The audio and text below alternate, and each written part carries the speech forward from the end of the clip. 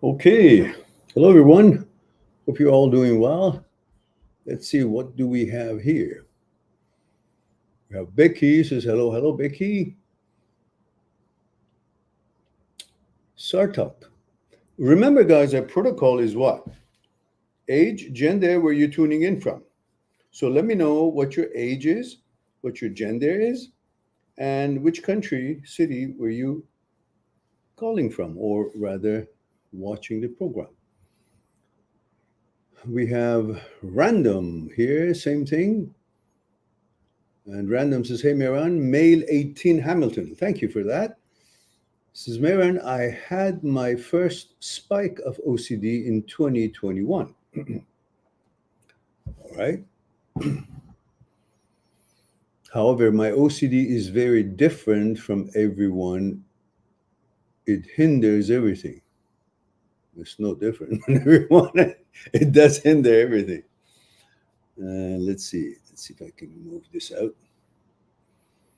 You guys can see me on Hawaii Beach, don't you? I don't know how can I fix the. Let me see. Let me see if I can fix this. I'll be right with you. Let me just fix this thingy here.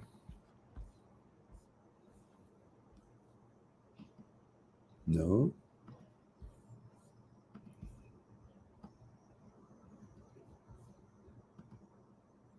I guess that can fix that. All right. So.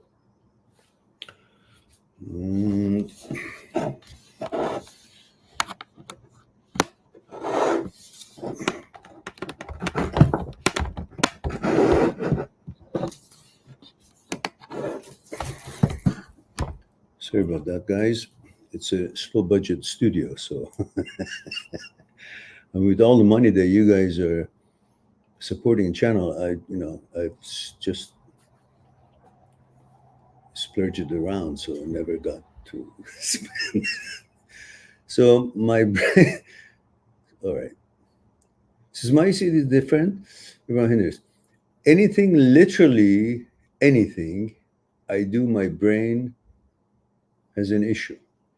I have obsessions and problems about the littlest of things.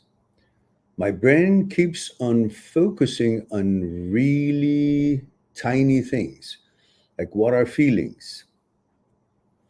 How did my attraction develop towards women? And what even is attraction, etc.? How do I stop this ID? Really appreciate any help. I feel like I'll go crazy.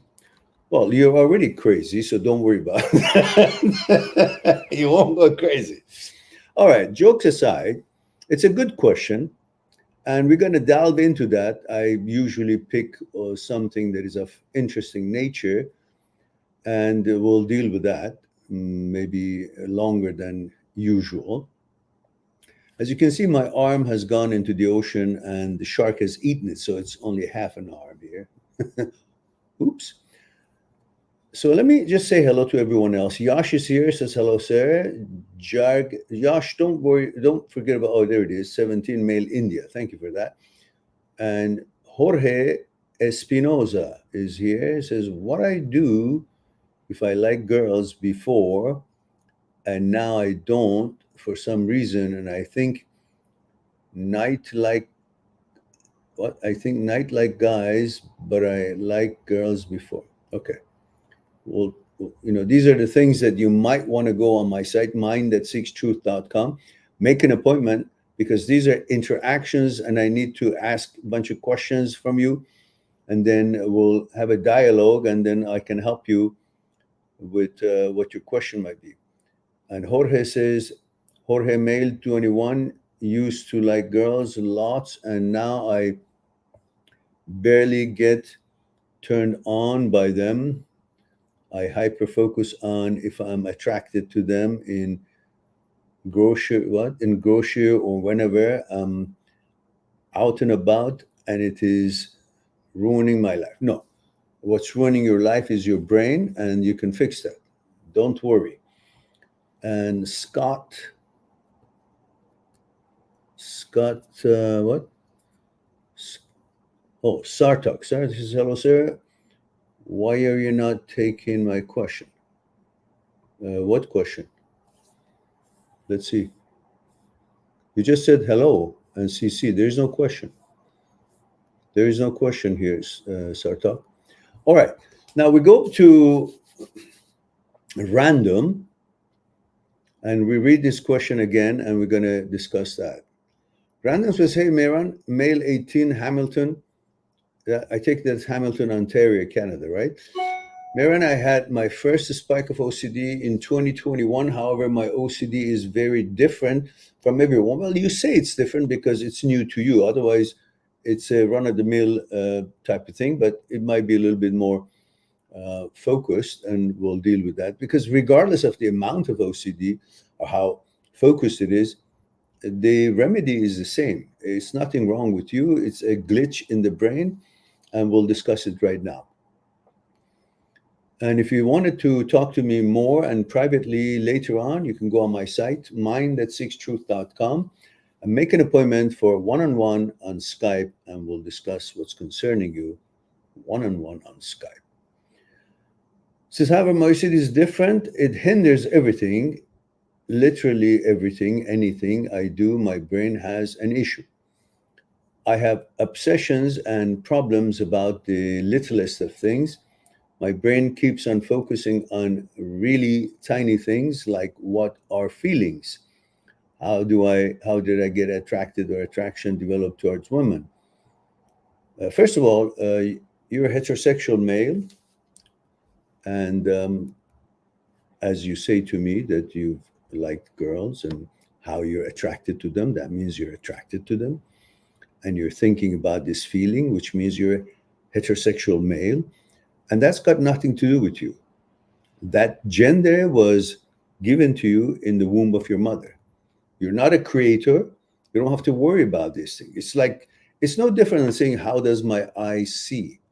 Well, I can research and find out the occipital point in the back of the head, and it has the way that the light comes in, and it creates that image, and it gives information to the brain. Brain turns it into pictures, and I can see things.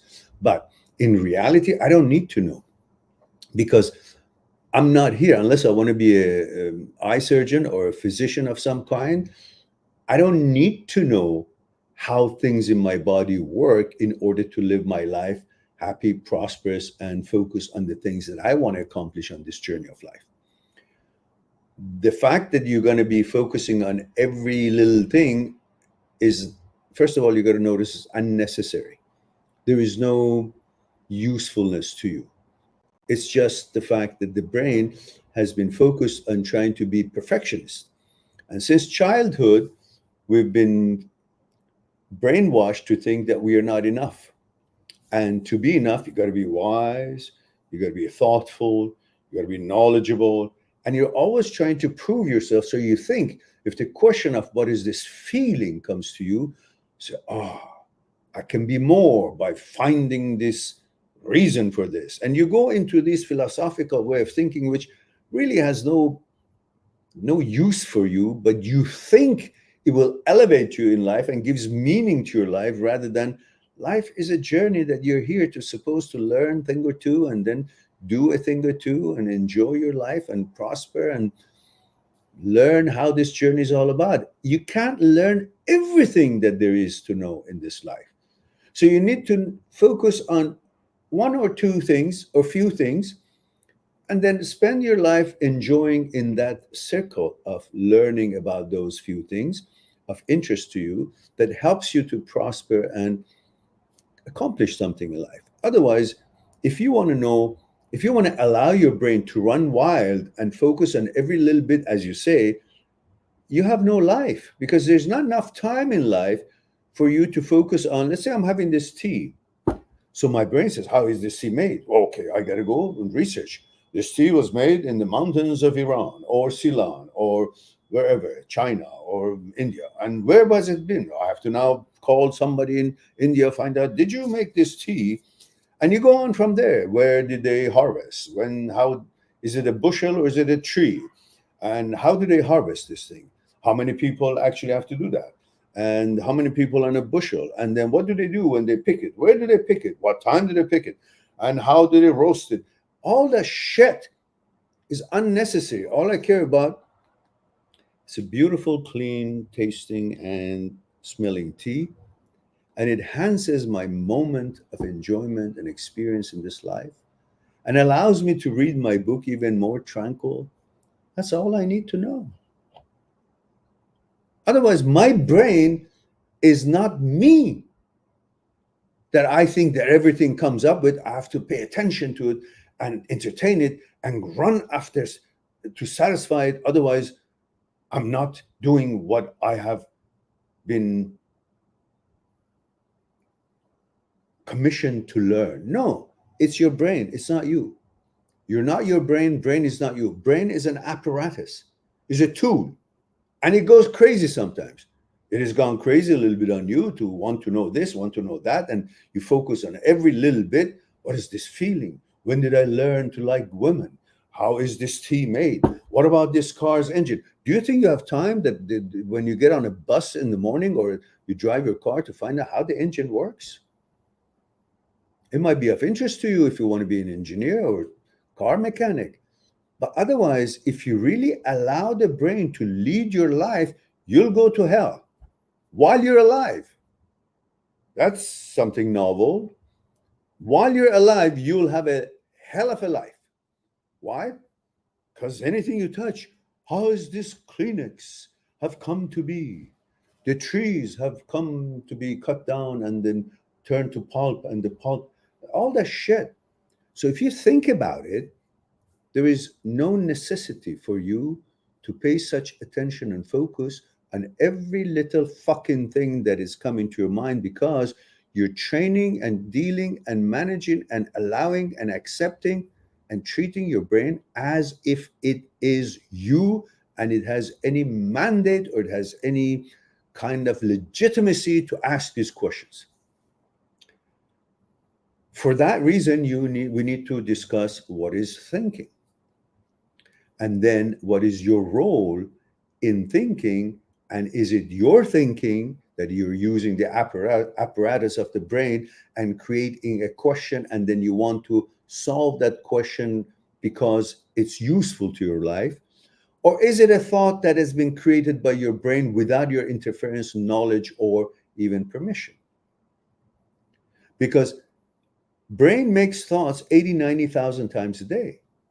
If you want to analyze every goddamn one of them, you'll be sitting in your room and thinking about this all day long, accomplish nothing in life, taste nothing in life, enjoy nothing in life, learn nothing in life, and just sit there and go nuts.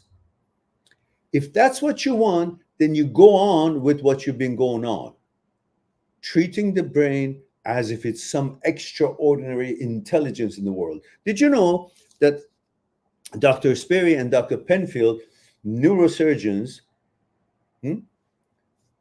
and they have operated on an open brain more than 1,000 times in their time.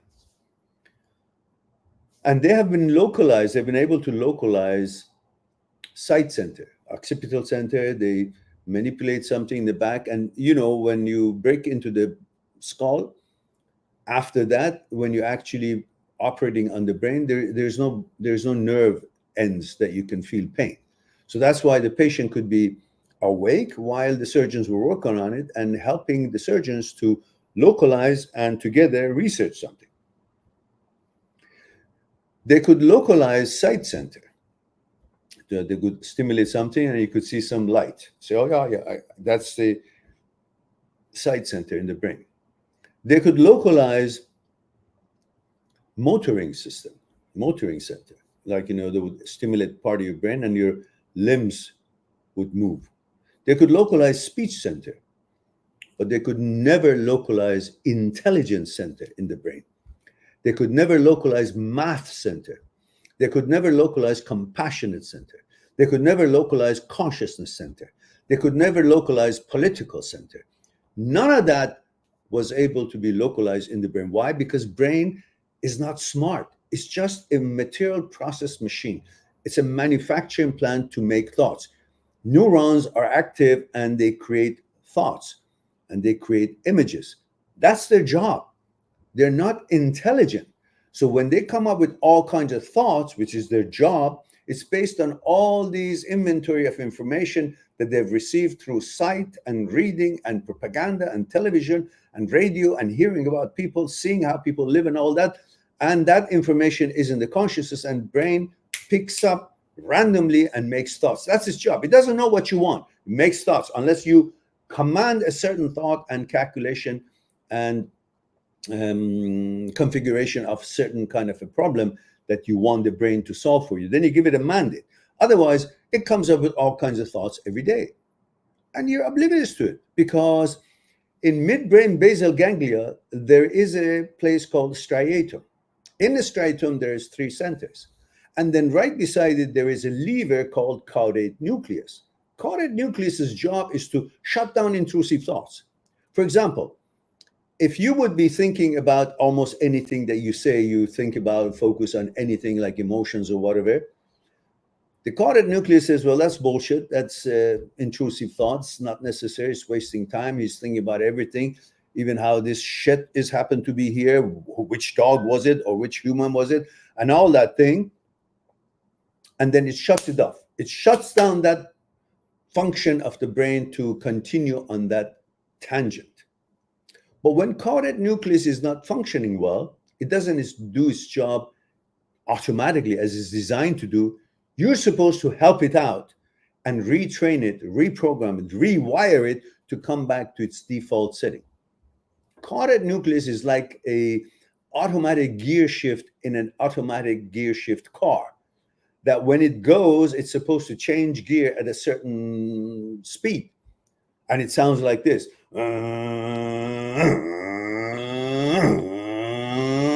It changes gear automatically at a certain rotation of the engine. But sometimes it breaks down. And while it's going, it doesn't change to the next gear. It just goes, unless you say, okay, it's not doing its job. I'm going to grab on to the manual shift, so to speak, and then push it in so it'll go to next move, next gear. Now, caudate nucleus shuts down. It's a gear. It's a leverage, so to speak, to explain it in a layman's term. And when it's not working, you're supposed to help it out to get back to its default setting and shut down all these extraordinary attentions that you're seeking, and configuration and analyzation. And, what about the emotion? How did I become to like girls? And all these questions. For that, there are many brilliant psychotherapists and psychologists, and like Dr. Schwartz is well known in the world for all his life. He researched OCD and has come up with a 4-step that helps the brain to rewire itself and bring it back and lets caudate nucleus start working again automatically. It's like relearning something. And also these days, all your attention goes to all these questions of this kind of a nature, alongside other reasons that we talked about. There's also narrative that is constantly talking about genders and talking about all the changes and possibilities and type of thing, which nobody wants to actually talk about it other than the expert psychologists who know these things are just, there are different ways of thinking about it. So everybody is bogged down with all these unnecessary topics, and it brings question to the brain, because brain is designed to be inquisitive. And when some question comes in, whether it makes sense to everybody or nobody, or to some people or not to some people, it wants to come to a conclusion. And your brain is designed it's in a glitch that wants to come to conclusion about anything and everything, which is a glitch of caudate nucleus. Therefore, you need to use Dr. Schwartz 4-step to rewire your brain, rather than trying to constantly attend to it and harmonize with it and entertain the idea of anything that any question comes to your brain. You want to go after it and try to solve it for the brain, explain it for the brain, analyze it for the brain. Instead, you're supposed to actually use the 4-step and let it go. Now, I have a video on the 4 steps of Dr. Schwartz. You just have to go on my site and key in the search engine of my site, 4 steps, or Dr. Schwartz 4 steps. And I also have the text. And whoever makes an appointment with me, when we're done with the appointment, I will send you the text itself so you can read it. But that video is also there. And I think that should help you out for now. Otherwise, we can't go further into training and teaching the 4 steps. That's why I have the video for you. You can do it on your own time. Now, hopefully this was a little bit helpful to you to know what you need to do. And let's see what else we have in here. Mm.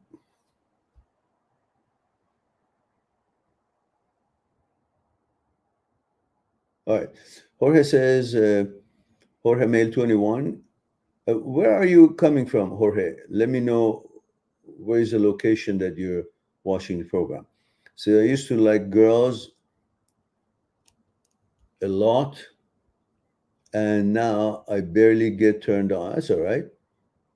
By them, I hyper focus on if I'm attracted. Yeah, that's the same answer that I gave to random goes to you as well. That's exactly what you need to do. Stop questioning and stop answering all these questions that I'm not turned on, how I should be turned on. I'm hyper focused on if I'm attracted to. Don't be focused. The more you're focused, the more questions the brain comes up with. And the brain's job is to come up with questions. And then it wants to find a conclusion. And there is no conclusion to be had. So you're wasting your time. You're creating more conclusion because uh, there's no result to your inquiry. Why?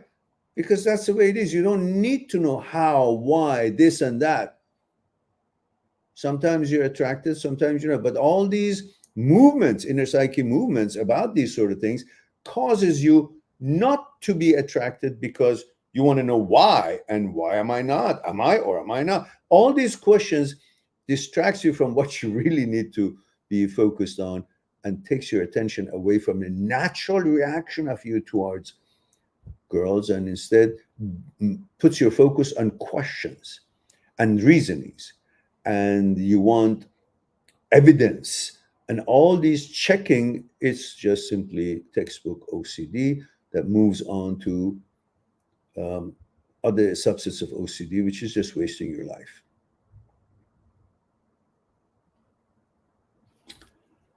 And Yash says, and these things happen when there is a sensation in my back hole when I get these thoughts, and then these thoughts go on. Yeah, it's funny that you say that, because this is the narrative of today. You're always doubting yourself because you are perfectionist.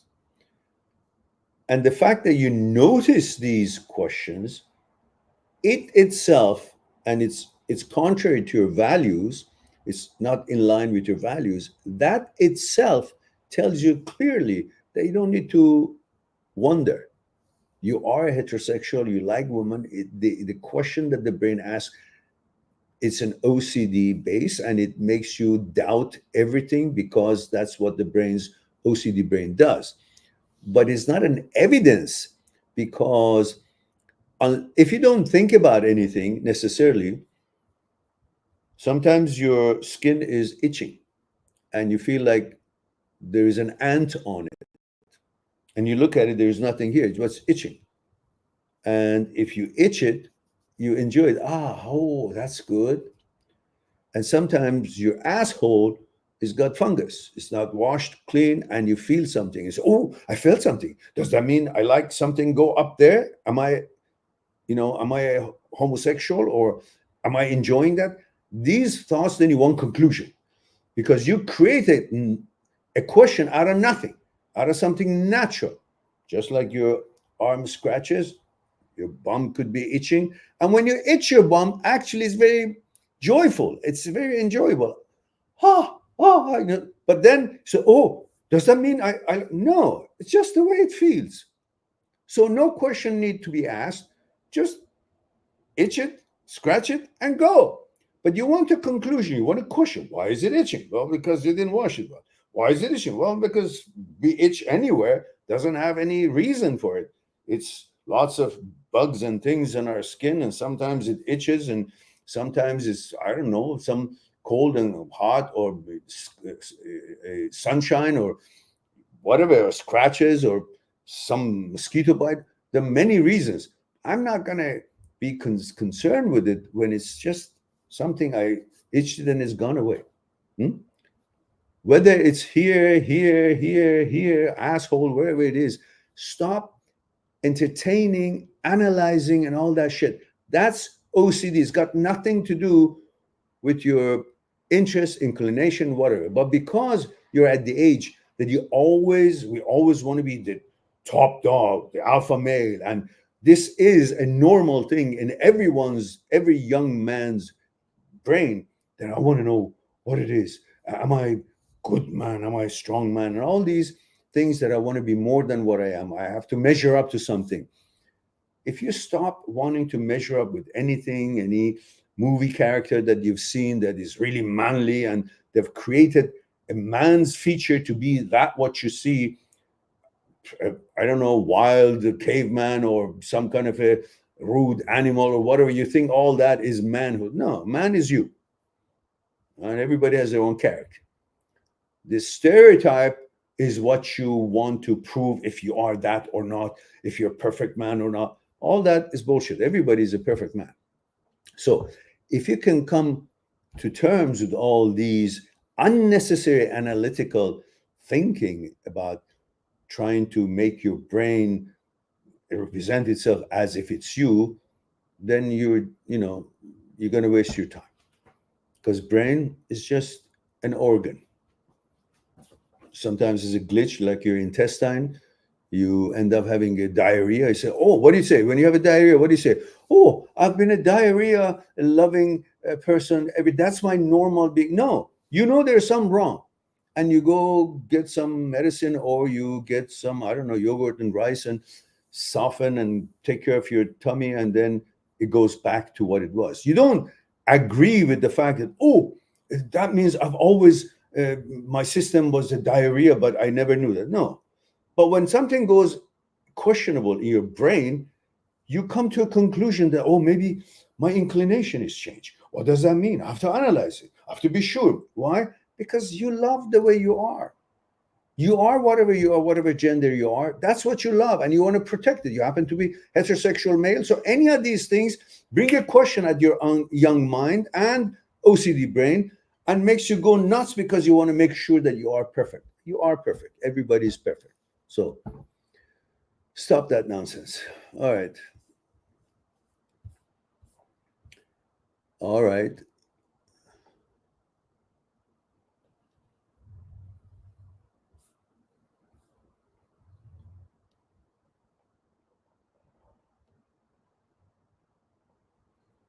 And Yash says,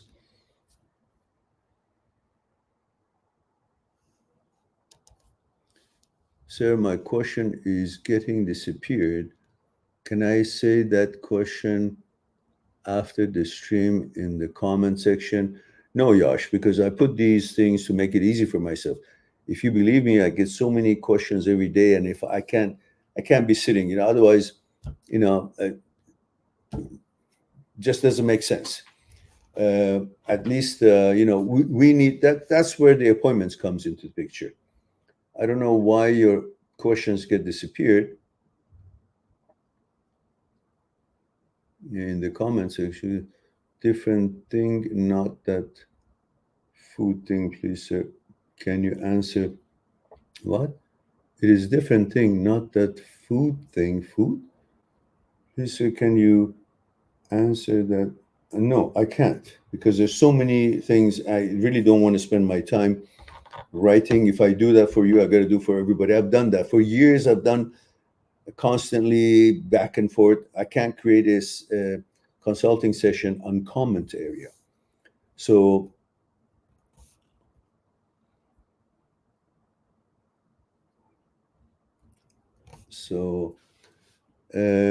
Ash, can you find why Yash's questions are disappearing? Okay, let me go to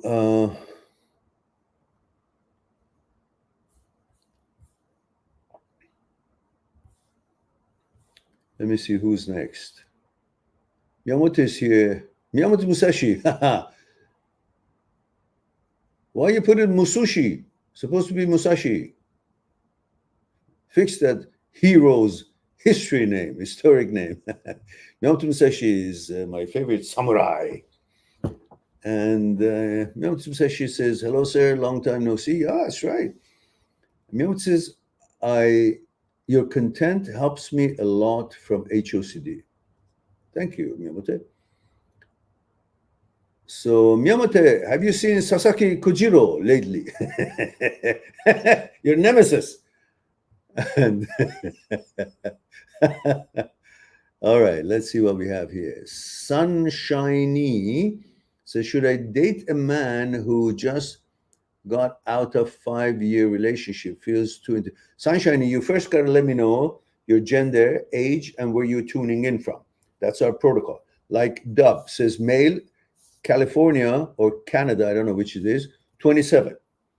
Something of that sort, as short as that, so I'll know a little bit about you, at least how to address you, how old you are, if it's proper for you to be here, or how I can properly connect with you as far as the words I'm using or the way to explain your questions.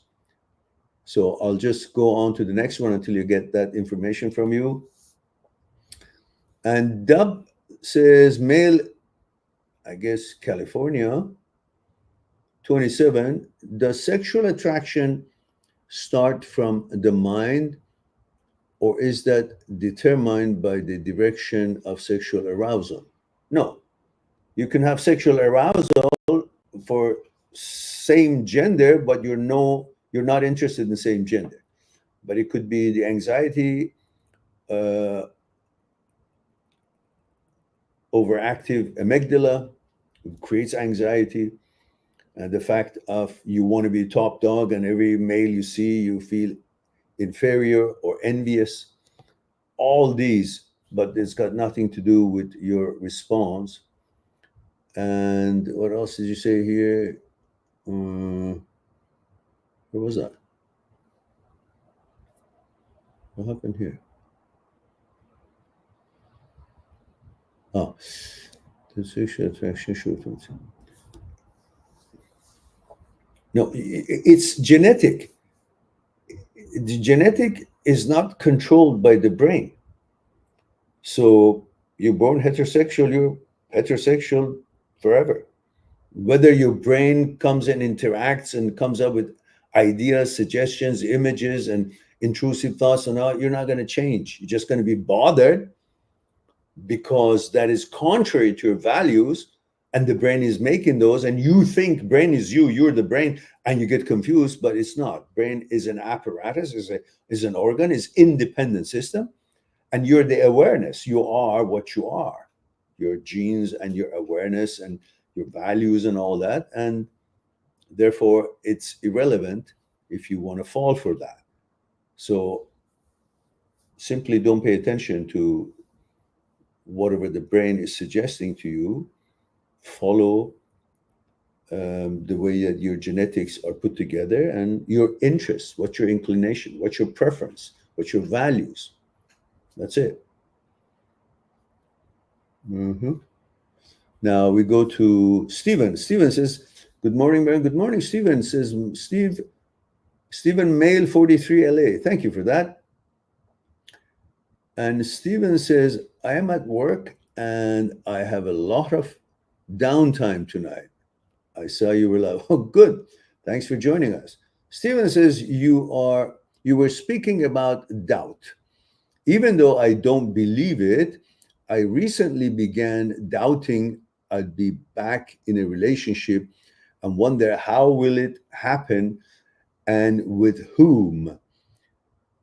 It's just a thought that I don't like. Well, whether you like it or not, brain's job is to make thoughts.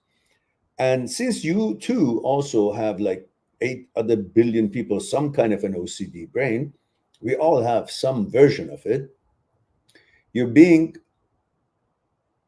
faced with that question, and that question is because you're so eager and you're so interested, you have an appetite to be in a relationship, but human being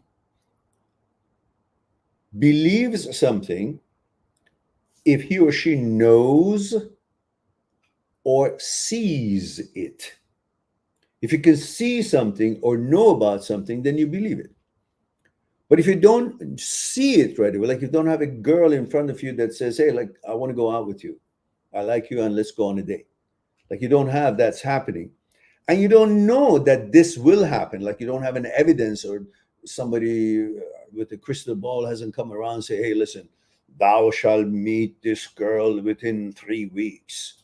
If there's no such thing, so you neither know nor can you see such possibility as it's in actuality and factuality in the actual world and life of yours. And because of that, you think it will never happen. Why? Because you can only believe what is happening unless new things happen. So since it's not happening what you're wishing for it, you think it will never happen. Because in the past and in the future, in the actual life, there is a way by thought you create time. When you go thinking about what happened last year, your thought is no longer here. You're in the memory. Memory is the past. You're in a different time. Your physical existence is here, but your thoughts are in the memory. Memory is the past. And from what you thought to what it is here, you create time. You can notice that difference. And what you're hoping to happen, you think about it, and there is a future point that you think this will happen then. So you've created from now to the future by your thoughts a time. But in the brain, there is no time. Whether you think in the brain, when the brain thinks, not you accessing the brain, accessing the memory. When the brain thinks something, whether it's happening in the future or whether it's happening in the past, the brain cannot tell. So it believes as if it's happening actuality in the real life, in the now. In the brain, there's only now, because the brain itself is living and existing in a virtual world. And the memory is the virtual world.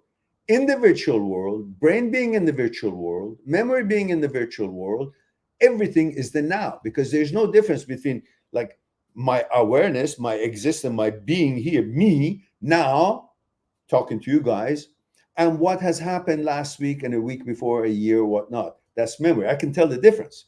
Actuality, virtuality. But the brain lives in virtuality. It cannot tell the difference between time, past, or future. Everything in the brain, in the memory, is virtuality. And everything in virtuality, in the eyes of the brain, is the now. So there's no time in the memory. That's why you believe something that the brain comes up with, because brain believes it and makes you think that this is how it is. And if you're stupid enough, forgive me, I don't mean you, if we are stupid enough to think that the brain is me and brain is above me rather than brain is a tool, then we believe what the brain is trying to push into my understanding, that what it is thinking is gospel, is truth, is fact, because the brain believes it and present it to you as something real. But you're supposed to be smarter than the brain. Says, listen, you're doing this conjuring up in a virtual world where you live. In the virtual world, there's no time, there's no past, there's no future. It's all the now. So you believe it, brain, but I don't believe it because I'm in different actuality. I'm in an actuality world. I'm not where you are to believe it. So when you're telling me that I recently began doubting I'd be back in a relationship, that's what your brain is thinking, because it's incapable of seeing something in actual world. And in the virtual world, everything has been whatever it was, but it's nothing there for the brain to access, to believe it's happening, or there's a relationship there, or have a knowledge of future to based on its presentation to you, suggestion to you, with hope of something that will happen. But we in the actual world, we believe that things that have happened to us, we never knew that it will happen, but yet it happened. So there is no prerequisite for me to know what it is about to happen 2 weeks from now in order to believe that something would happen. And because all my life things has happened without me being prepared or to know about it, but they did happen. So I have this faith, I have this hope, I have this understanding that the reality in life is that things will happen whether I see it, whether I know it, or whether I can believe it or to have knowledge about it. They will happen because the future has things in it that I have to catch up with it before it becomes now and I can see it. And until the future comes or I arrive to it, which becomes the now, I cannot know it. But because there is something more than today, tomorrow, and therefore I can be hopeful that there are things that I do not know about, but I will be able to get to know once I get there. That's hope. That's possibilities. The brain cannot understand, especially it's in the negative mode of OCD, which is going to doubt everything, including what it itself conjures up. I hope that makes sense to you.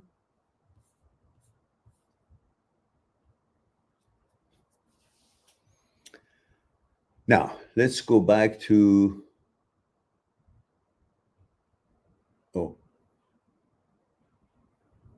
let's go back to Sunshiny, and I'll come back to Stephen for your second half of your question. But let me know if that helped you out, Stephen, if it was clear enough or was it confusing. Sunshiny says female, 36, Seattle. Okay, thank you for that. Let's go back to her.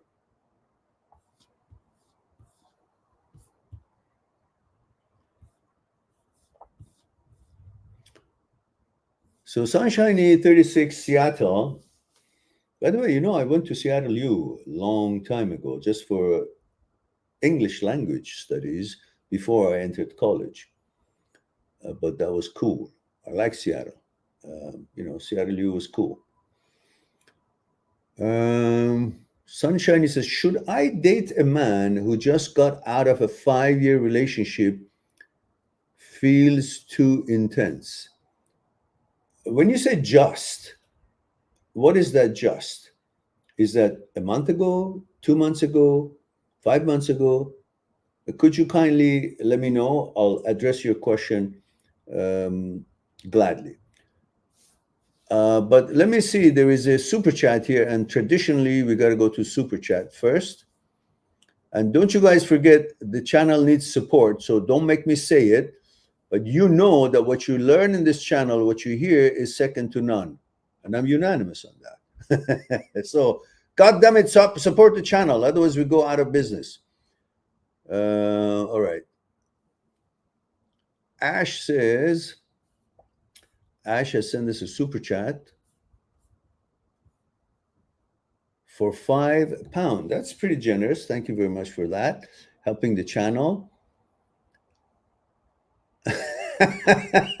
Ash says, biscotti on the house. Thank you very much, Ash. I appreciate that. Well, I've got the tea here, and you bring the biscotti, and we'll just enjoy. All right.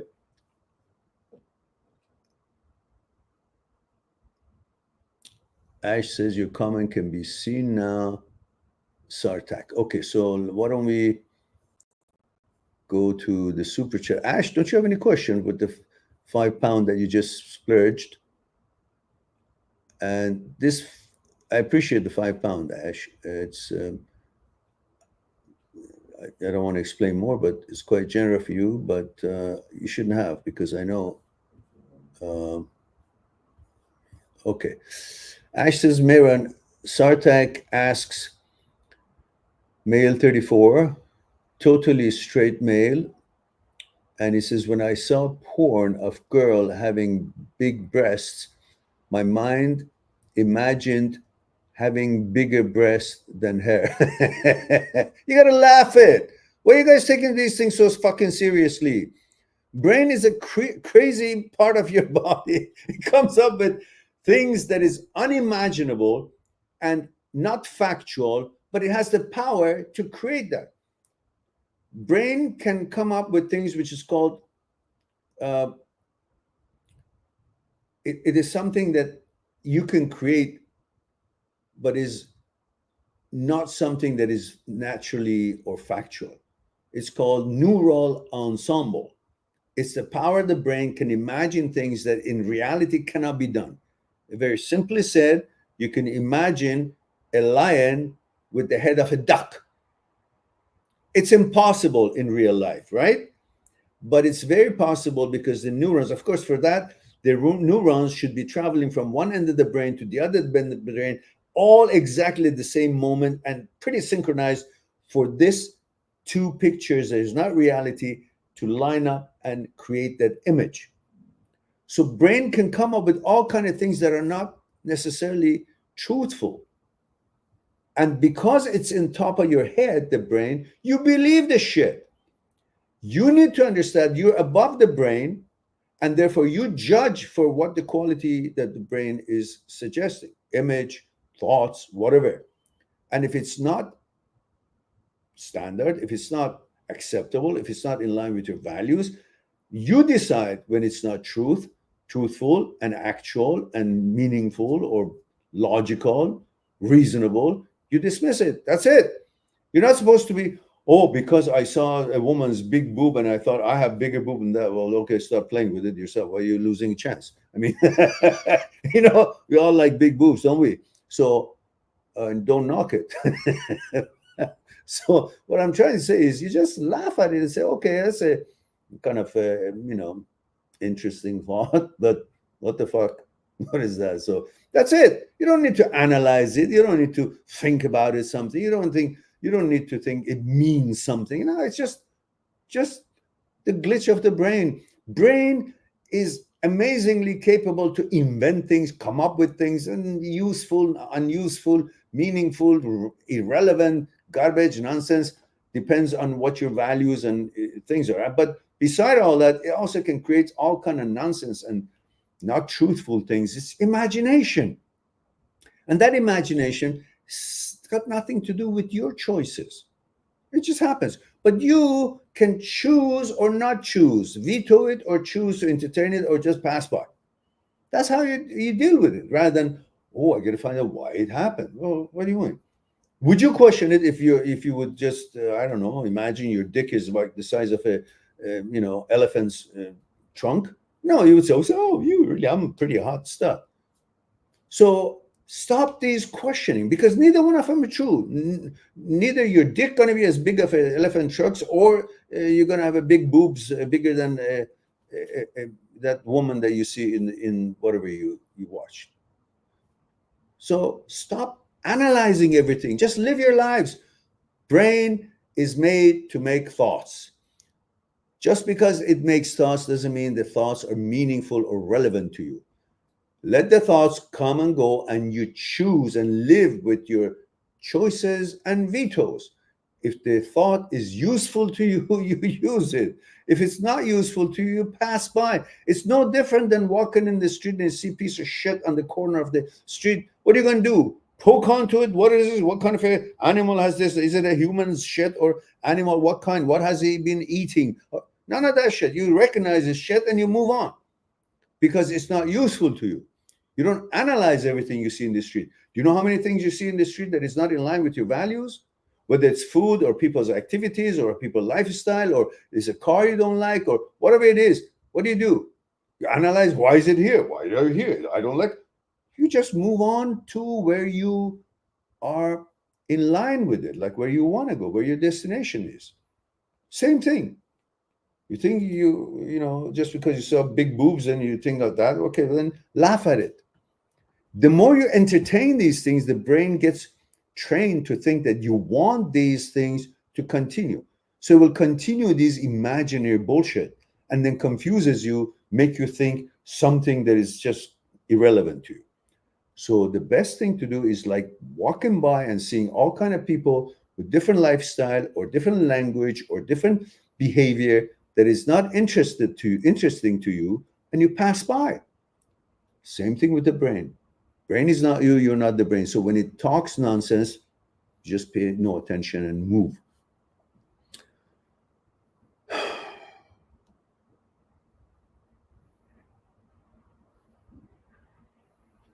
Yeah, irrelevant. Don't even, it's got nothing to do with you being straight or not straight. You are who you are. You're not going to change because you have imagination. It's a brain's glitch. And actually, you're very sexual and you like women and but brain creates some neural ensemble. It can do that. You just have to not pay attention to it, move on. So the brain learns that you won't pay attention to these things and you're not entertaining it. Therefore, it, by the way you behave and react to its thoughts, it gets the cue that it tones these things down until eventually it goes back and doesn't make them. But the brain's nature is, you give it an idea, it runs with it. It thinks like it's doing, oh, amazing, I'm so good. No. All right, we have another super chat, Level Up Project.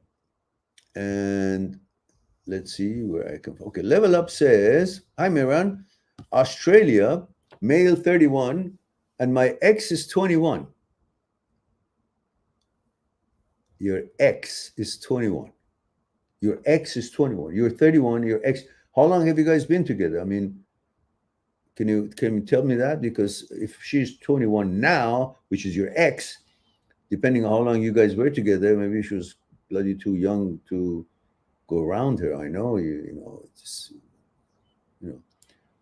may have been the wrong choice to begin with. I mean, 21 is too young for you.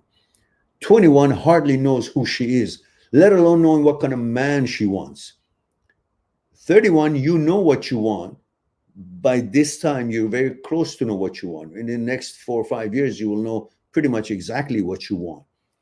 But 21 is not what you want. It's perhaps sexually she is very attractive and you have some reason to want to have a very young girl, or maybe you guys hit it off okay, but that hitting off is just, she's trying to catch up with your values, but she's not really suitable for this kind of a relationship. She's too young to know how to be a stable girlfriend because she hasn't figured out what the hell is it that she can make out of herself. And instead, she's trying to elevate herself up by being a girlfriend of an older man at that age.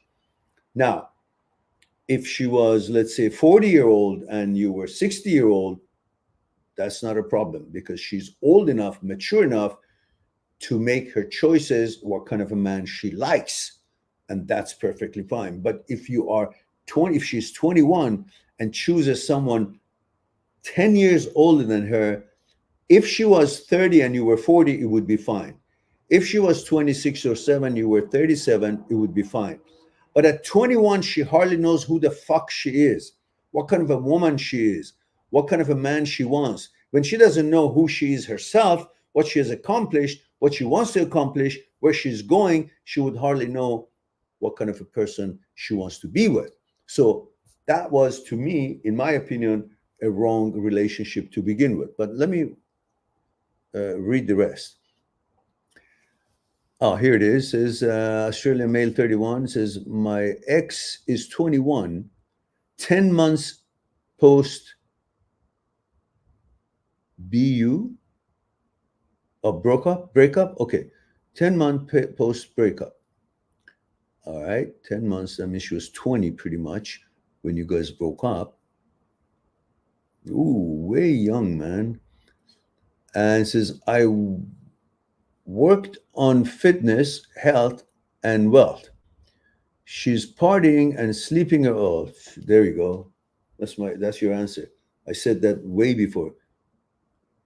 You've got no business at not respecting yourself at this age.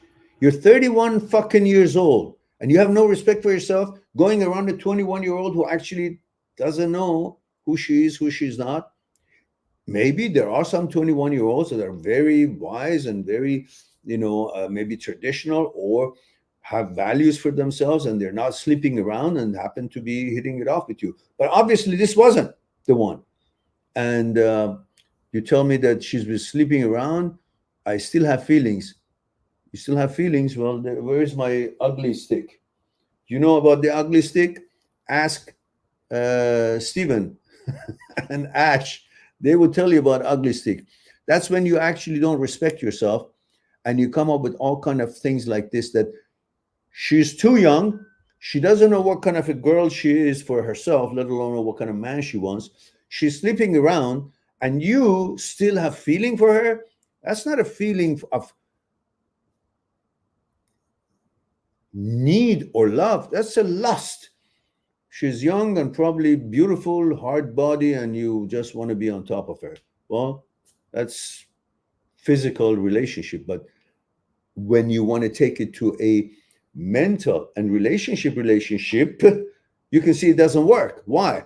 Because that body that you're thinking, you have feeling for, is run by her brain, and her brain is not developed to the point and to the same line and values that yours have.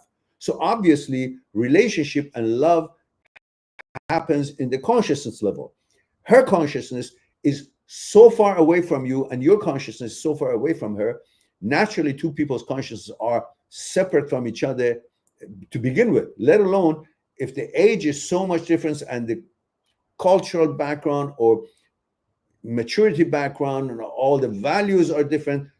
That is basically, there's nothing there for you to bond on consciousness level, and you have instead bonded on physical level, which is what happens for most men when they're sleeping with something beautiful, and they can't imagine that that beauty will serve no purpose in the longevity and quality and the foundation of the relationship. And when you focus on that and hit yourself in the head a couple of times and swear at yourself in front of the mirror, what the fuck you're doing with yourself, you asshole, that's what you tell yourself, not me. And then you come to understanding that, holy shit, I needed that, because it's only lust. It has no value. And if you can put up with a girl who's 21 and is sleeping around, and you still have feeling for her, that means your need for sexual satisfaction is far beyond the respect you have for yourself. And for that reason, you're out to lunch. You got to change your values. Otherwise, there's nothing here.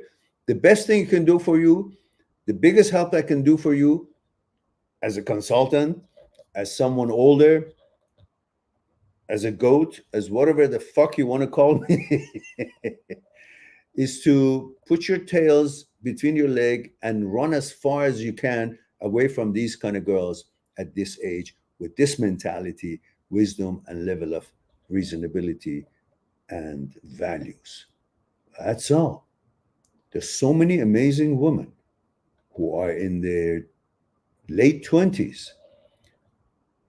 or early 30s that fits your stage of life, and they are wise, educated, focused, ambitious, and bringing some value to your life.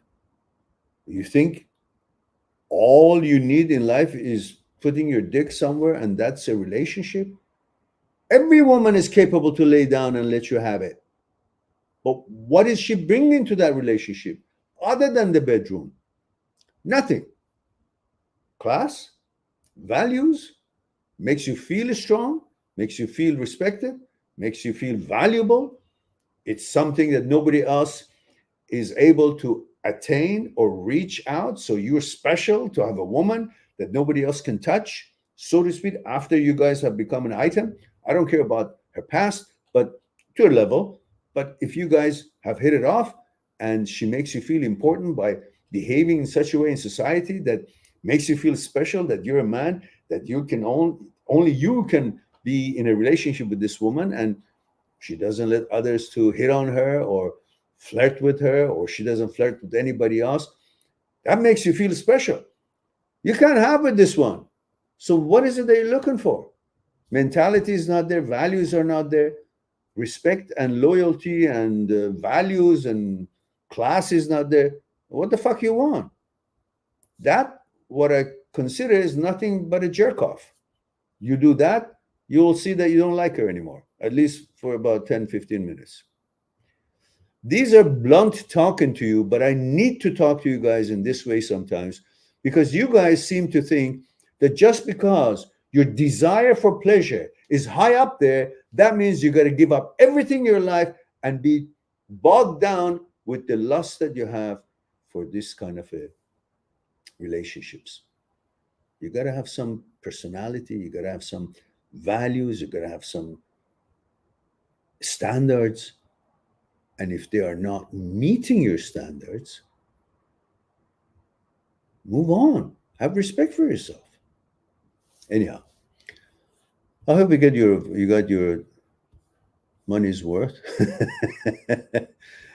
Don't piss me off, guys. Respect yourselves. Now, all right, let's go to Stephen.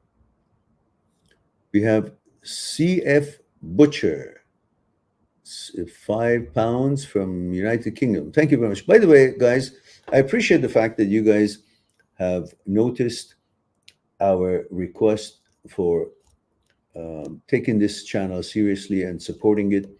So when we get super chat from questions, it really makes us feel that we're doing something that is worthy of support, because without the support, the channel cannot really allocate my time. It cannot buy my time. It cannot make me to allocate time with it. And I would just simply do my interest of making videos for you guys, and you can watch it on your own time, but it won't be exactly the questions you're asking. So on top of 3,000 videos that we have on this channel, if you want something that is tailored to your situation, either make an appointment at mindthatseekstruth.com for us to discuss what's concerning you one-on-one on Skype, or in live streams like this. I appreciate when you help the channel with super chats so we can actually make it worthwhile for my time and for the channel's time, because these things, they're not my living. I make my living through my other work. However, it helps the channel to have money to spend on its own needs.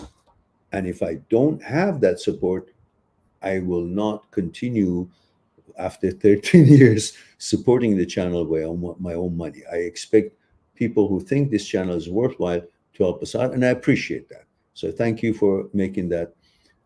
It was actually a suggestion of Jessie from Germany. She came up with the idea that everybody should come up with the super chat when they have a question so the channel can actually survive. All right, having said that, let's go to CF Butcher says, let's see if there's... CF Butcher says, no question, just find it very interesting. Well, that's the first. Thank you very much. Not the first, but I appreciate that. Very kind of you. Just do me a favor, CF Butcher. Let me know your age, gender, where you're tuning in from.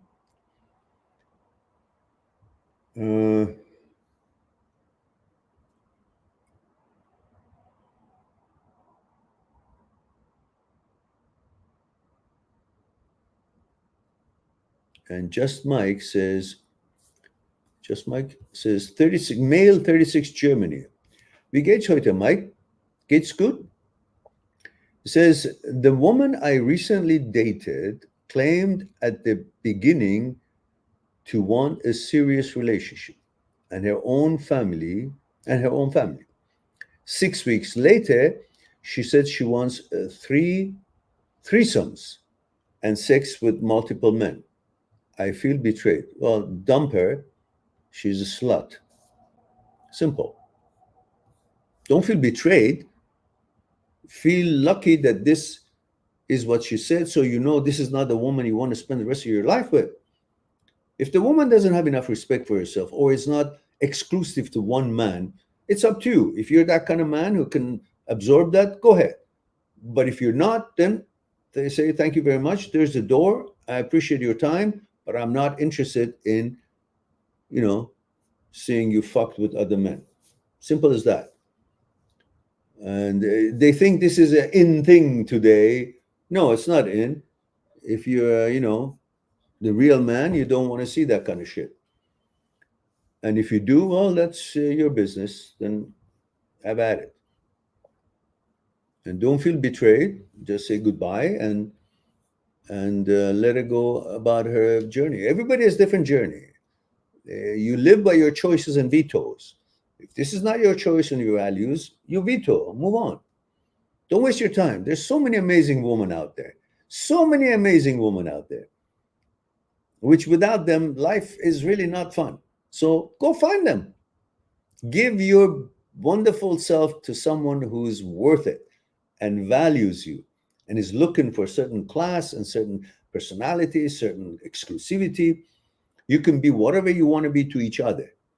But if she wants to, being, or you want to be, I don't know, it's just, I don't know. Depends on your values. All right.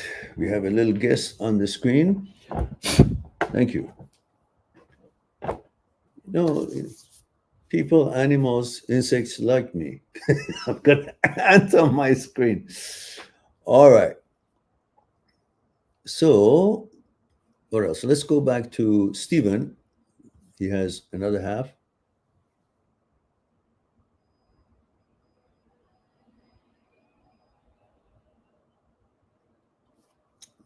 All right, guys, we got lots of questions here. So again, hit the super chat so I get to your question first. Otherwise, we just go by roll here.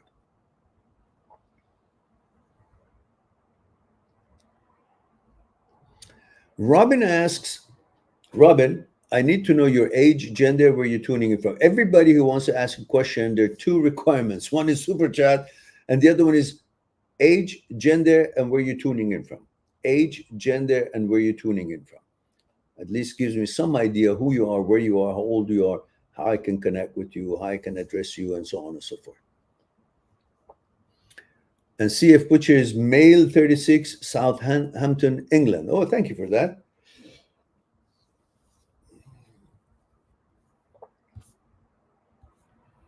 Robin is 36, male, Sweden. Thank you for that. And so Robin's question, let me see if we have any super chat to go to them because they get priority. But let me finish Stephen's second part of the question.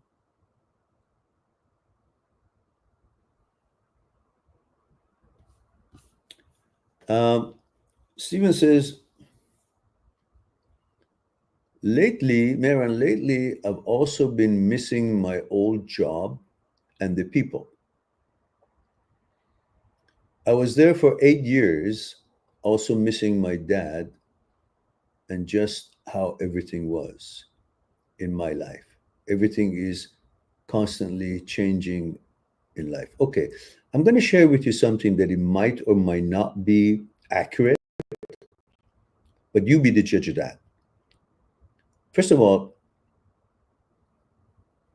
when you're on a journey, let's say on your boat on the ocean, and you're going from the shore to some island somewhere, when you're halfway in the middle of the ocean, you see that, okay, I'm going to take a different route.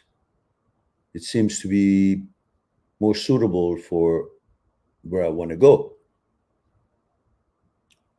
So you change your route. And while you're halfway from that exchange to the island, you kind of feel like, well, I missed the road that I was on when I started from the shore.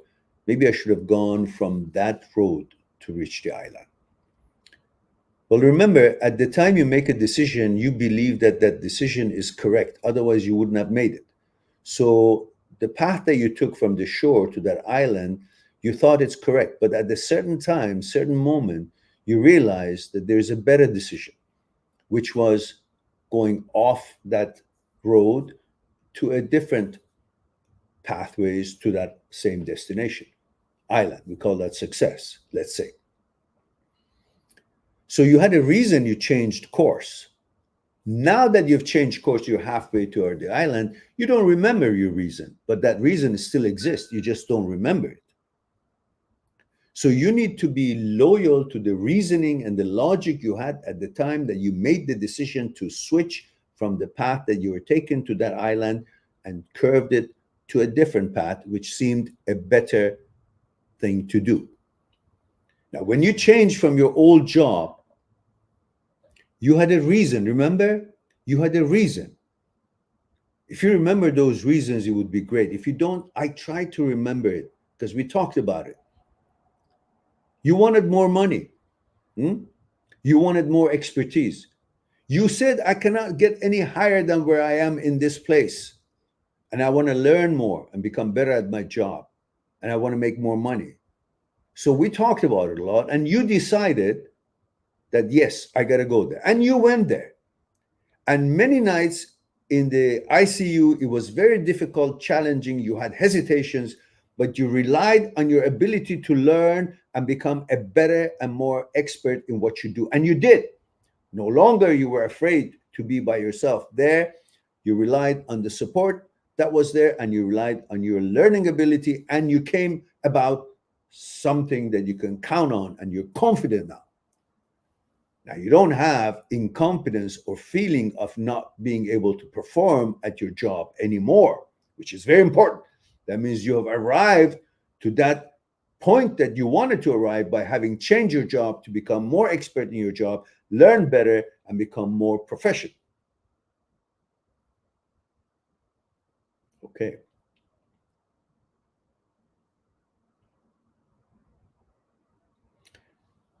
So those reasons still exist. If you go back there, you will meet with the same things that are not enough for you, but you have good memories because you met that girl there and you think the possibilities are there and so on. But what I think is the very delicate point that I want you to notice here is this. You don't necessarily miss your old job. But the time that you were at your old job, your father was alive. You're seeking your father. And you think by going back to the old job, everything will be the same, including your father being around. If you look into your heart, you have no love for the old job. It was inadequate, not enough money, too easy. You weren't going anywhere, you weren't learning anything. You want to go back because that is where you didn't have the problem of having broken up with this chick or whatever it is, or you had other chicks around and you had your dad around. So everything has a picture in your mind as everything was okay. You're looking for that okay status. That's why you want to go back. My suggestion is you're in your boat in the ocean, and as long as the ocean is not stormy and wavy or tsunami coming, you will never become that experienced captain who's willing and able to keep the balance of his boat regardless of what the weather is like. If you want a smooth sailing, go back to the other job, but you won't get anywhere. It's a pond. You're now a captain in the ocean. You've managed and navigated your boat pretty well. You're making more money, you're expert in many things, you learn many things, and you're capable, much bigger than before. So it's not the old job that you miss, much better here. It's the fact that you don't have the girlfriend that you want to have. You're doubting if you will ever have, and you're missing your dad, and you think by going back, everything would be as it was, including your dad being around. Don't get fooled. My dad is gone. I hardly look at his picture because it makes me emotional. But I have to accept it. And I know he would want me to be strong and go on and attend to my duties and responsibilities, take care of my mother as much as I can, and do my best in every other aspects of my life. And that's what I'm doing. And that's what your father probably expects from you. Not a pussy. Going back to your job to get what? You had reasons to left it. And you want to go back to the same place where you actually couldn't wait till you actually move on, even though it was easy, but you decided that you want to advance your life. So that was your reasoning. That reason still exists. You don't want to go backward. And your dad would expect you to be able to take and endure the pain of him not being around, because just as many things we've seen in the movies, When we lose someone, like our parents, God forbid anybody losing their children, but when we lose our parents, we've kind of accepted the fact when we get old enough, we gotta go. As hard as it is, as painful as it is. I don't know how am I gonna feel when my mother goes. I see her every day. I've never in my life seen her every day, but it's 2, 3 years I see her every day. Every day. 2 years in the care center, every day at a certain hour, I'm there. But that's the way cookie crumbles. We got to do what we can, and we got to endure the result of what is not palatable to us. So, on that note, stay where you are, advance further, and find peace in your heart about your dad. Love him, appreciate him, and that's all we can do. I can never bring my dad back. I'm frightened to look at his picture because I love him so much, but that's okay. That's how I exchange my emotions with him. And you do the same and endure it. You can't bring him back by going back. And that's what I'm thinking. I may be wrong, but that's what I'm thinking. So, yeah, everything is constantly changing in life. Yeah, I understand that.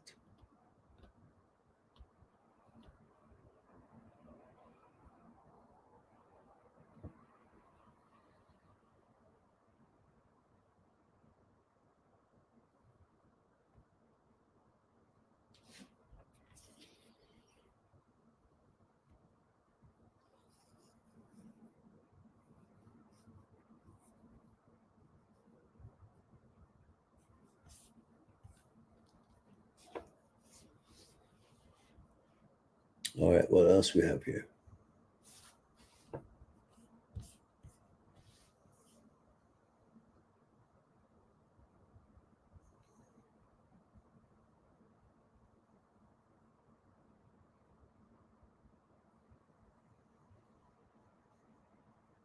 I don't have any other moderator here. There's only you, Ash. So if it says another moderator handle this bullshit.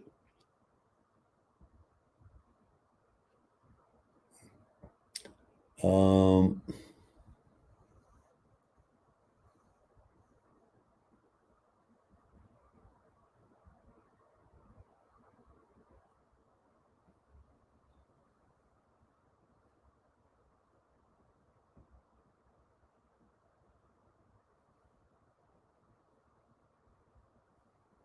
yeah, Yash, these are images. Images are not reality, and don't entertain it. It can be any image, doesn't matter what image. It's not in line with your values, it's not your choice. Don't try to solve it or reason with it or answer a question or nothing. Just say, okay, that's not my choice, so I don't deal with it. That's it. Otherwise, you'll be taken into a vortex of all kind of bullshit that the brain comes up with. You answer that, there's another thing, another thing. You just got to cut it. That's it. Don't.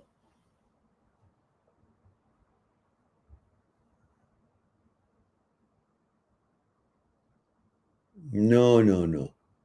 It doesn't have anything to do with you worried or not. You choose not to worry because you don't give any value to these sort of thoughts. And that's the way you handle it. Not that, oh, if I worry, that means I'm not that what the brain suggests. And if I don't worry, that means I'm. No, no, none of that shit. Don't fall for that garbage. Just don't entertain, don't answer. The brain is not an entity that you're supposed to prove yourself to it. Brain is a fucking organ.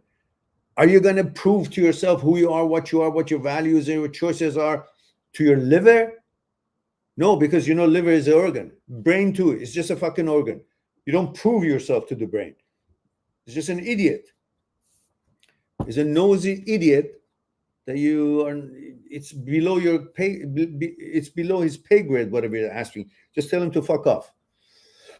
That means look at my video on 4 steps of Dr. Schwartz and deal with intrusive thoughts the way I've explained it in that video.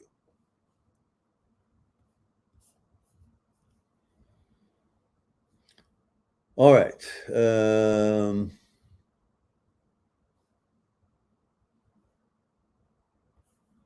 Rolling On is here. Says hello, hello, hello. Rolling On.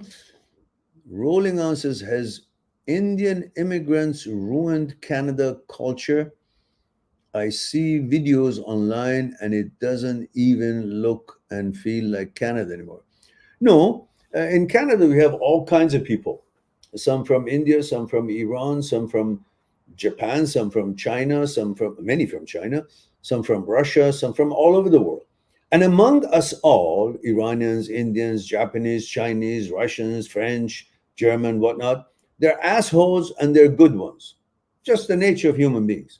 So some don't want to integrate, and many do. So we can't really call them by the nationality as if they have ruined or not ruined, because every nationality that has come to Canada, some of them are in line with the values and they want to integrate, and some of them have a hard time to do, and some of them choose not to do. So everybody is needed in Canada, and some are actually nuisance because they're really ruining the cultural behavior. But it's not limited to one nation or the other. Among all nations who come to Canada, they're all good people and they're all shitty ones in between as well. And so we just got to deal with them individually because, it's not just that. But, we need all kind of people. I myself, I'm an immigrant. I happen to be the way I am. But there are many Iranians who come to this country and they're not necessarily in line with the cultural values, and perhaps that's as much as they can understand. And there are many come from other countries, India and France and Germany, and some of them are adopting, some of them are not. So, but we do have lots of people who come in without being vetted, and without really having something specific to offer. When I wanted to immigrate, that was 45 years ago. I had youth, I had education, I knew the language, I was exposed to the different cultural around the world and cultures around the world, and I had money. So I was not a burden on any system, so I could go anywhere, pretty much any country I wanted to. I chose Canada, so I came here. Nowadays, and I also had to have a reason why I want to come here. I had a business plan, so I knew what I want to do to help with the economy and all that. So, but most people who come here, many people who come here, or some people who come here, don't have that necessary credentials that we need in Canada, or to be able to help us and we help them. They just come in because they're fed up with where they are, and some of them are not ready to accept new cultures and new way of life and so on. And so that's what the problem is right now. There's so many of those people here without really a nation needing what they can offer, and we're having residential rents sky high, and things are expensive, and all kind of shit. And people are sleeping in the street, and these are the mistakes of the government, not the people. That people always try to advance their life and better their life and find better opportunities here and there, and they travel whether they have something to offer or not. They seek immigration for better opportunities. But if that country doesn't have enough standards to scrutinize and choose the best that they can, or they're not ready to take that many guests, and their economic situation is in shambles like it is in Canada, because we have a system that its government is not really meeting with the standards we expect in this country. That's why we're looking forward for a federal election to vote this government out and get a government who's decently looking after the Canadians and our interests. So that problem happens to be almost everywhere. Rolling on.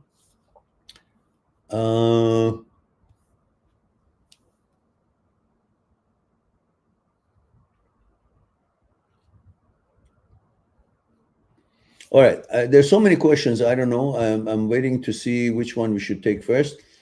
And if you guys I've got many questions, so you guys help me out with some super chats so we know where to go. Otherwise, I'm gonna just choose something. Said Baklil says, "Hello, sir. I'm 28, male. I have been dealing with HOCD about 4 months.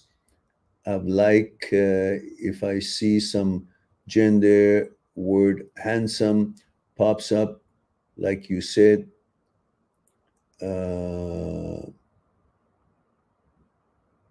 What happened? I jumped it. Like you said, if I get scared, and also the disgust sensation in back here. Look, no, it's all right. Just don't entertain it. These are thoughts. These are not you. So you don't have to worry about anything. The brain comes up with those thoughts, and okay, so what? You move on. Don't analyze it. Don't wonder about it. Don't think anything about it. It's a thought. Allow thoughts to exist, but you don't have to accept that that's me. That's a thought of the brain. So allow them. It's like you go to a bazaar and there are hundreds of different stores out there. Would you buy from every store that they come and say, buy this is a good deal? No, you see what they have. You're not interested. You move on. They're there. You allow them to be there, but you move on. You don't deal with them. Same thing. And you go where you find what you're looking for. Same to the brain. It's like a bazaar. It pumps up all kinds of thoughts, suggestions, and makes the body have sensations. And because the brain has the power to make the body react to a thought, that reaction of the body, which is an actual physical reaction to a thought, that reaction of the body makes you think that's an evidence that the thought is correct. It's not. It's just the brain has the power to make the body react to a thought. But that reaction has no evidence of anything about your inclination or your preference, just the way the brain has the power over the body. That's all. But once you don't entertain these things, like when you're in the bazaar, you see all those stores and you pay no attention, you go about your business until you find what you're looking for in the store you're looking for. Brain is like that. It pumps up all these thoughts, and you just say, okay, that's not interested. That's not interesting for me. That's not in my values. I'm not looking for that. You just keep on going. But if you keep turning around and trying to analyze and respond and give your opinion about the thought that the brain has made, the brain learns with your behavior and reaction to the thought that as if you're giving it a mandate to continue these sort of thoughts, because you're paying attention, you are exchanging energy with that suggestion of the brain. When you don't and you ignore it, it's no different than when you're walking in the street and some crazy guy in the corner is yelling and screaming and saying shit about everybody, and you think he's talking to you. The first couple of times you turn around and say, excuse me, you're talking to me? Or you try to reason with, and then you realize that this guy is constantly saying things. So you next day, you just pass by and the guy says something, you don't pay attention. Next day, you don't pay attention. Next day, he says something, you don't pay attention. He swears or cusses or whatever, you don't pay attention. After a while, the guy gets the point that this guy is not going to pay attention. So why am I going to even yell at him or address? So he stops talking to you. In fact, when you arrive, he shuts down, go somewhere else, or start talking about something, or just says nothing, because he has learned from your behavior toward his uttering, you don't pay attention. Then he gets the idea that, you don't give a damn. So he doesn't exchange with you because he knows you're not going to respond. Same thing with the brain. That's how you reprogram it.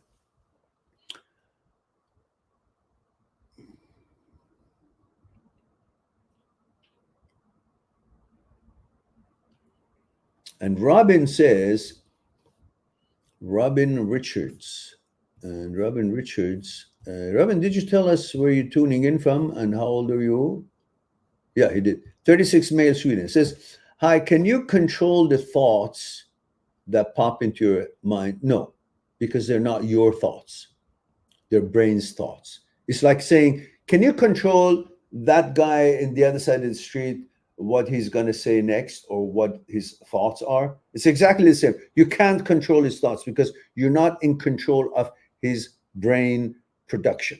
And you're not in control of producing what is produced by your brain.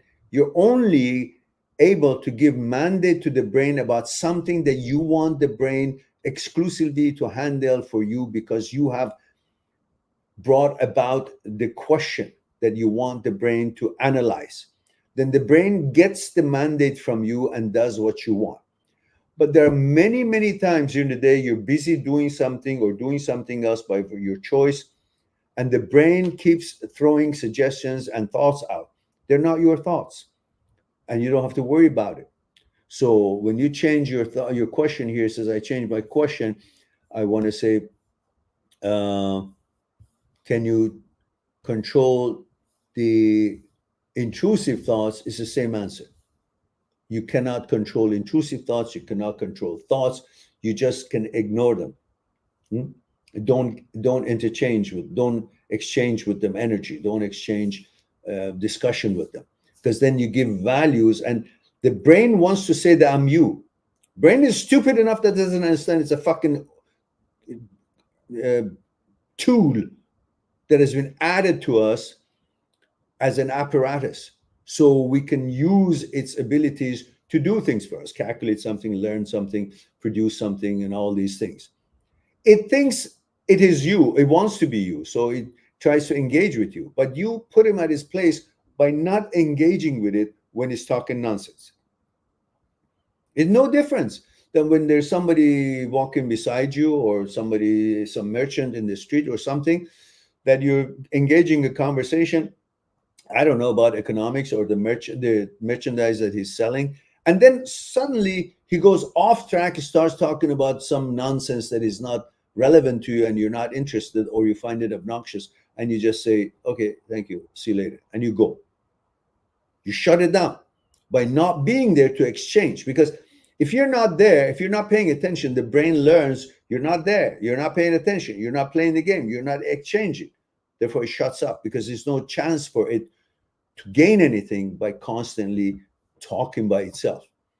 If you engage in your brain, try to prove it wrong and stop the thought, intrusive thoughts or regular thoughts, the brain gets encouraged to continue, because it has abilities to come up with countering what you're saying, and because it's an OCD glitch, doubting what you're saying, creating emotions and anxiety, overactive amygdala. All of that makes you think that the brain is smarter than you and has a notion, has a purpose. It doesn't. It's a dumb idiot.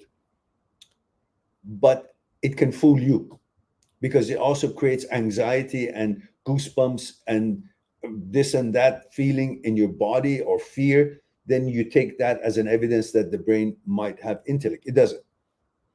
So you ignore it, it shuts down. And of course, use the 4 steps of Dr. Schwartz, and cognitively you'd be able to reprogram, rewire your brain with neuroplasticity.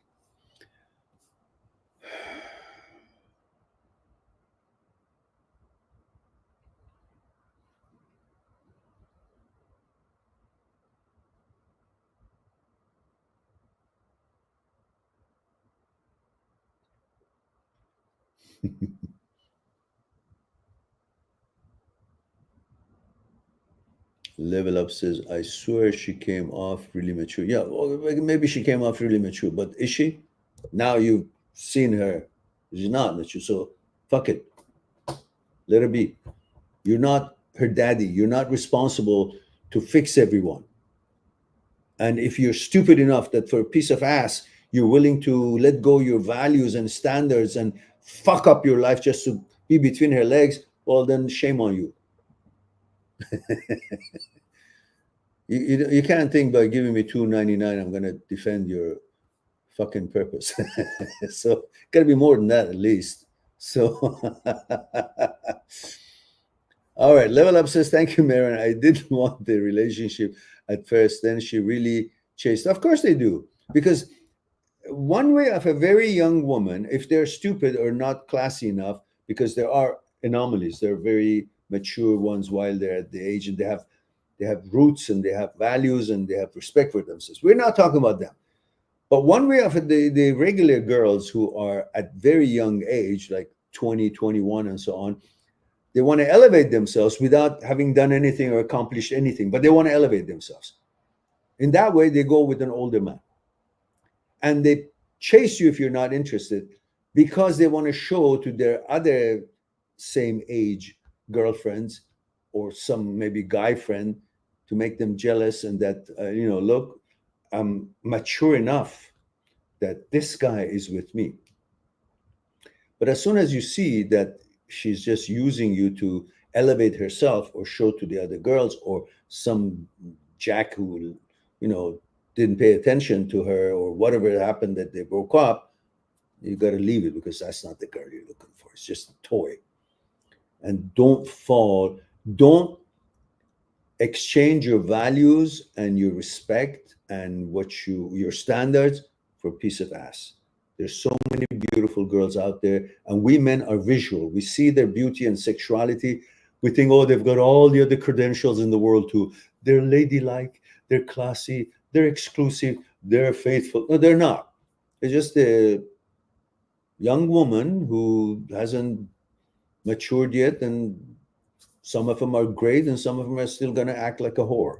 So you want that? Go for it. Don't allow yourself to satisfy your desire for pleasure. You see, you're not in love with her, or you don't have feeling for her. You have feeling for your desire for pleasure, and you want to fulfill what your desire tells you that it wants, which is pleasure that happens to be experienced with her. And now you're going after her in order to satisfy your desire. If you can just separate your desire from your sister, fuck your desire. I'm not going to lower my standards just because to satisfy you, because you want pleasure. Therefore, you can wait in the wings until I find the right girl. Then you can satisfy, your curiosity or your pleasure. But I'm not going to serve you desire. Simple. Because desire is a fragment of your persona. You can't be jeopardizing your center, the whole of you, for a fragment of you. All right.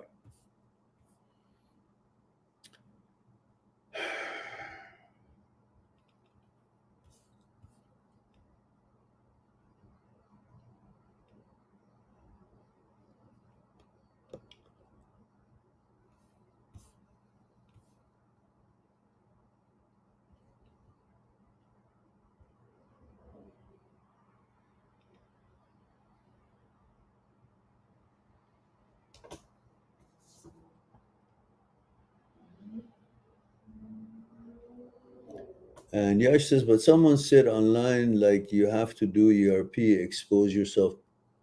No, ERP is not exposing yourself to dick or whatever that comes to your head. Exposure response prevention therapy is not doing what the brain suggests to you. It's just exposing yourself to the idea, and don't care about proving that you're not or you are. Just live in your life the way you want to live, rather than trying to prove something by coming to a conclusion about the suggestion of the brain. Leave the conclusion alone, and say, okay, I don't need to conclude anything. Just whatever you want to think, you think. I live by my choices and vetoes. That's it. And ERP is effective if that is what is available with an expert. Not every psychologist knows how to do ERT or CBT. They're psychologists, but every psychologist, like mechanics, they have speciality. The electrical part of the car is one special mechanic. The other one is engine parts, and the other one. So the chassis and the body and all these different things. Everybody has different engineers, have different speciality. So there's not one engineer who knows everything about engineering. Psychologists the same. The OCD specialists are the ones that you should be talking to, not just any Tom, Dick, and Harry who happen to finish university in psychology. They call themselves psychologists, but fuck that. That's not necessarily true. It says, I intentionally imagine a penis in my back and I don't get the anxiety or any worries which makes me question myself because you don't get anxiety because you know it's imaginary, so there's no risk there. But I bet you there's a dick up your ass. You got to be running far away. Then you'll say, "Oh well, listen, no, thank you." So, all right, all right, all right. Let's see. My goodness, SEK, Swedish krona. Is that what it is? Swedish krona. Before I thank you, let me let me do the exchange. See how much money you've sent. Robin has sent us 27 SEK.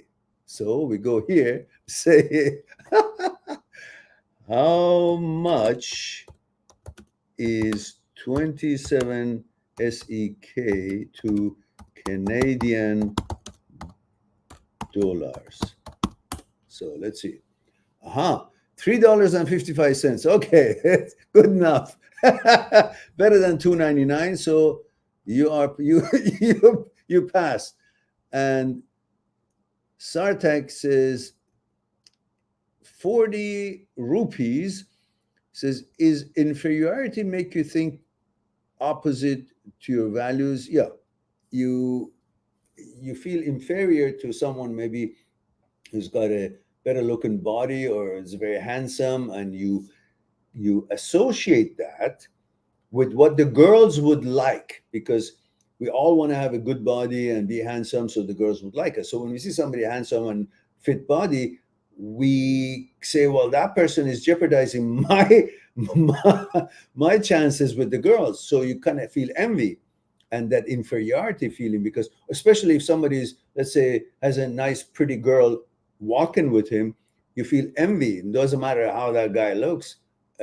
If he's good looking and fit, is even more intimidating, because you feel like that girl has given him her vote walking with him. So you don't have it, so you feel inferior, and that inferiority turns into admiration, and that admiration brings the brain into associating that with all kind of shit and brings it to you as questions, and you end up going somewhere that has got nothing to do with you, and it's neither your value nor your choice. And Sartak supported the channel with 40 rupees.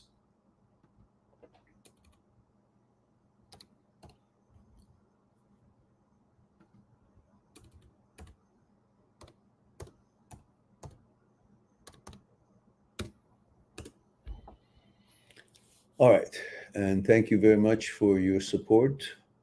I appreciate that. We take everything we could. So I think we answered all the questions, no? Could someone who sees we haven't answered this question? Just Mike is here. Just Mike, let's see.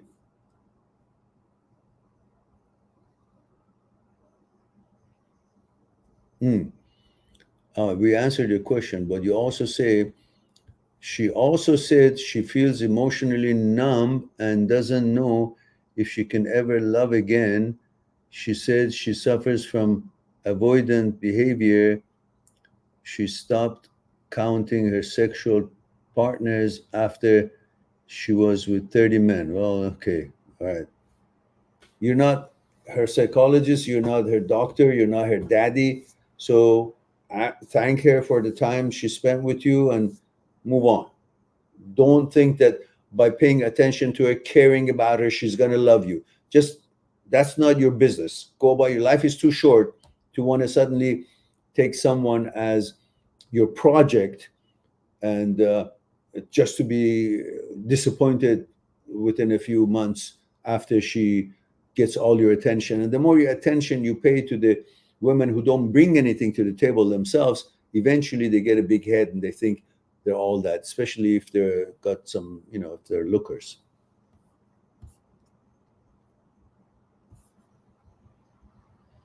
Nicolas Lopez Herrera says, sir, 21 male.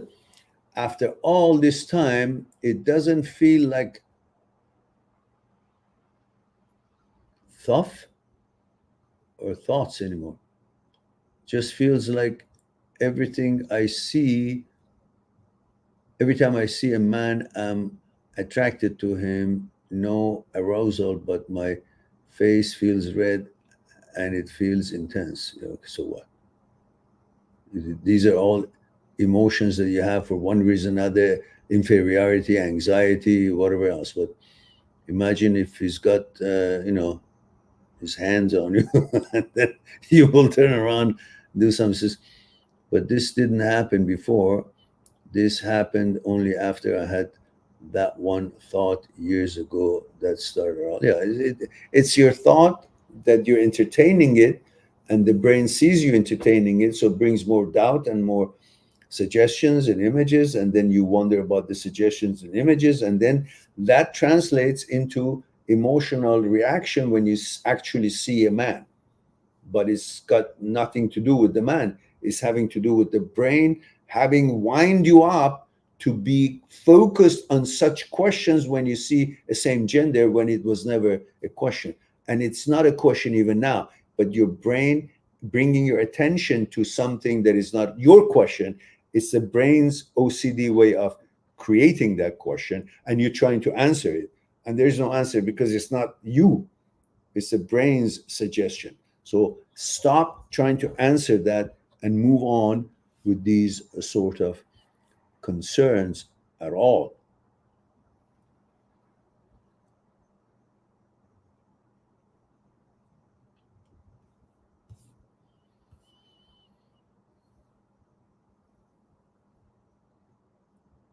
All right.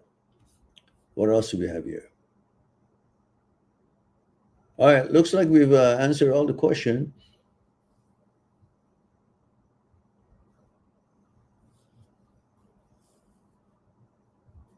Mm-hmm.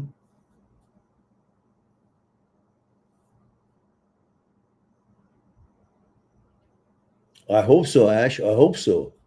I hope Trump wins because this whole continent is going to shits, already gone to shits. And if uh, Kamala Harris comes to that, then we got nothing left. Just like what we're going through with Justin Trudeau here has fucked up this country from values and lifestyles and economics, everything. So we can't wait till we have a real election, and hopefully Pierre Poilievre would do justice to what Canadians expect and get rid of this government and vote him out.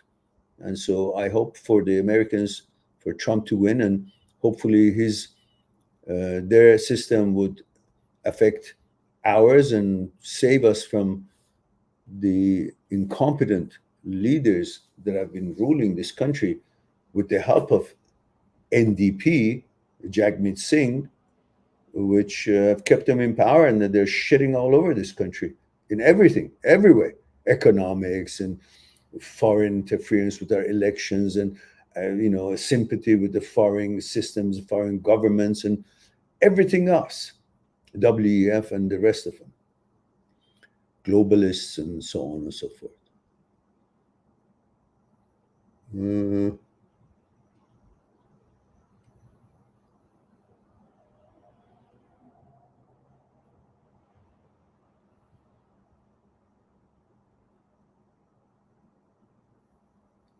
yeah, possibly, Sartak. It's also the glitch of the brain. It's not just that.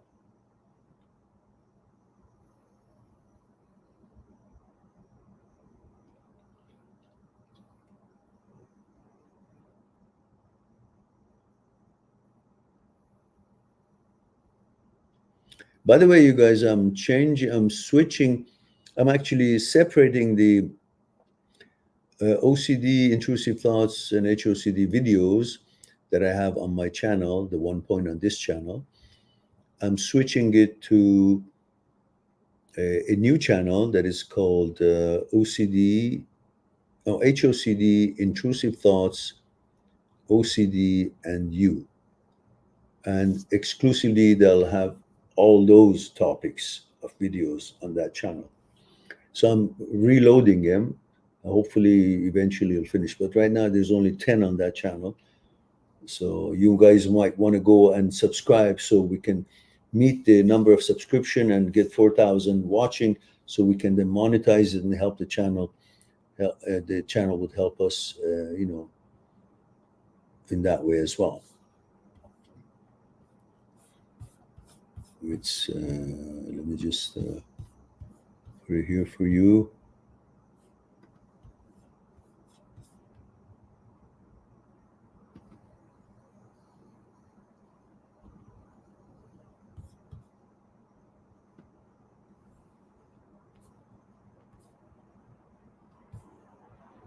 There it is.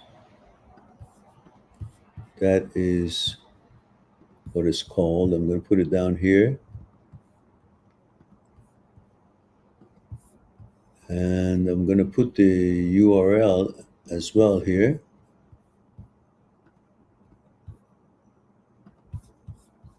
So now you guys can go on this channel. It's got only 10 videos on it now, but it can help to subscribe, so it can help that way. Okay, let's see what we have here.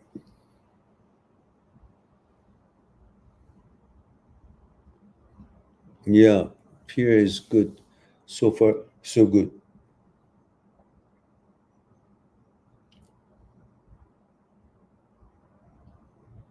Kasar Star says, hello, Master. Male 24 Kurdistan. Hello, Kasar. How are you there?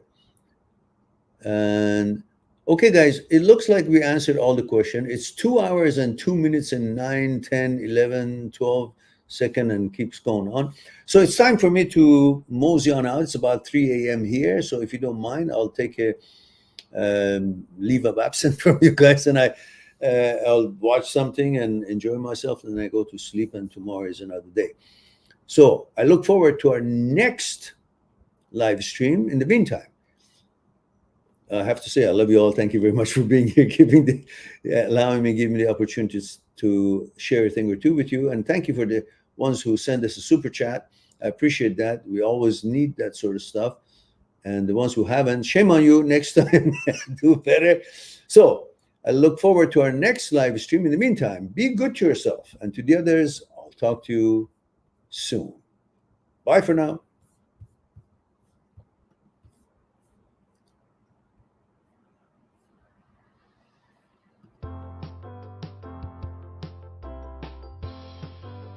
Damn, I thought she is the one. Everything was all good. She suddenly turned as if I was no longer who I was anymore. Why did she do that? Why do I feel so devastated? How can I feel better? How can I understand what is going on in my head? How can I go on? I will never fall in love again.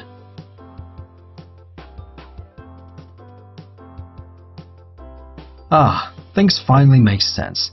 I now understand why she did what she did, and why I feel so shitty about it all, and why I miss her so much. I now know how to not miss her, and how to move on and build a better me, more confident and more aware of the role of my thoughts, consciousness, desires, fears, and ego in my relationship, and how I feel after a breakup. I got to talk to him or watch his videos on YouTube.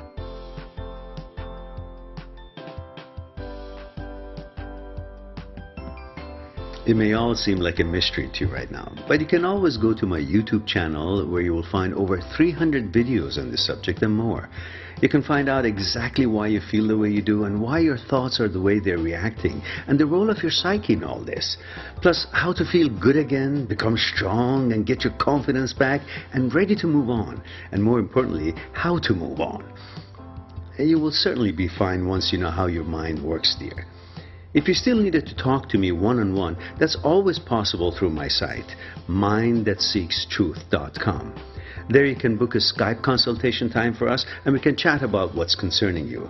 This is what I do with all people who need it from all around the world.